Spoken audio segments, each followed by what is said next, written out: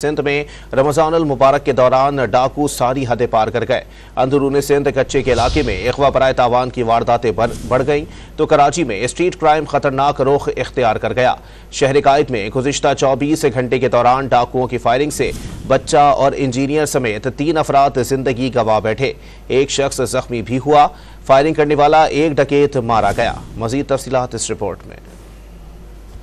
कराची के इलाके सुराब कोट की जुनेजो कॉलोनी में डाकू की फायरिंग से 8 साल बच्चे की जिंदगी का चिराग गुल हो गया। मकतूल के अहले खाना ने बताया कि 2 डाकुओं का आपस में झगड़ा हो रहा था। इस दौरान एक ने फायरिंग की, जिसकी जद में आके गली में बैठा 8 साल इसरार जाँ बहक और बच्चे का चच्चा अब्बास जख्मी हो गया। पुलिस के मुताबिक वाक़े की इत्तला मिलते ही फायरिंग करने वाले डाकू का पीछा किया गया और सुराब कोट नदी के करीब डाकू से मुकाबला हुआ। फायरिंग के तबादले में डाकू मारा गया। हलाक मुलजिम संगीन जराइम की वारदातों में मुलव्विस था। मुलजिम के साथी की तलाश जारी है। मेरा बेटा रात को ये 2 डाकू आपस में लड़ रहे थे तो मेरा बेटा उसमें लग गया।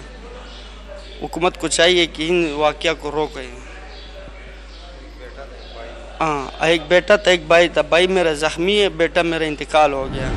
उधर मलिर कैंट के करीब डाकुओं की फायरिंग से नौजवान जाँ बहक हो गया। मकतूल की शनाख्त इंजीनियर शुएब शफकत के नाम से हुई। पुलिस के मुताबिक मोटरसाइकिल सवार 3 मुल्जिमान ने शुएब शफकत से मोबाइल फोन, मोटरसाइकिल और पर्स छीना। शहरी ने मज़ाहमत की तो मुल्जिमान ने फायरिंग कर दी। पुलिस ने मुबैना मुकाबले के बाद वारदात में मुलव्विस एक जख्मी समेत 2 मुल्जिमान को गिरफ्तार कर लिया। उनका तीसरा साथी फरार हो गया। अजीजाबाद में मुल्जिमान ने शहरी को लूट लिया। CCTV फुटेज में देखा जा सकता है कि मोटरसाइकिल पर सवार 3 मुल्जिमान ने मोटरसाइकिल सवार शहरी को रोका और उससे मोबाइल फोन और नकद रकम छीन कर फरार हो गए।